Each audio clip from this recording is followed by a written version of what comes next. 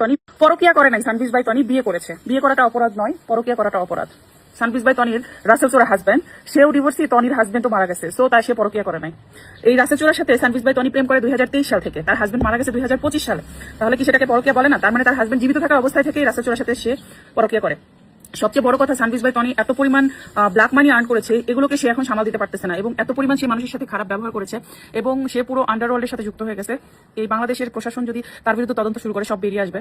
এখন যারা বলতেছেন যে টনি পরকিয়া করে না, বিয়ে করতে ভালো করছে, বিধবা নারীকে বিয়ে করতে পারে না, অবশ্যই করতে পারে, কিন্তু সে তার হাজবেন্ড বেঁচে থাকাকালীন সময় থেকেই সে হচ্ছে প্রেম করে রাসেল চোরার সাথে। আর তার হাজবেন্ড যখন অসুস্থ ছিল ব্যাংককে, তখন সে ব্যাংককে যে হোটেলে যেত, সেখানেও কিন্তু সে রাসেল চোরার সাথে নষ্টিফষ্টি করেছে। এগুলোর প্রমাণ আস্তে আস্তে বের হয়ে আসবে, ডোন্ট ওয়ারি। এবং সে মূলত লন্ডনে যাওয়ার জন্য রাসেল চোরার সাথে আরো 1 বছর আগে বিয়ে করেছে, এবং সে লন্ডনে ঢুকেছে রাসেল চোরার বউ হিসেবে। এটাও কিন্তু প্রমাণ হয়ে যাবে, সাংবাদিক ভাইরা অবশ্যই এগুলো খুঁজে বের করবে। আমি না জেনে না শুনে কোনো কথা বলি না, আর আমার ভিডিও দীর্ঘ হয়ে যাচ্ছে জন্য এতটুকুনি বললাম। তবে টনিকে বিয়ের কথা স্বীকার করতে বাধ্য করিয়েছি আমি এবং আকাশ নিবিড় ভাইয়া, আমাদের দুইজনে।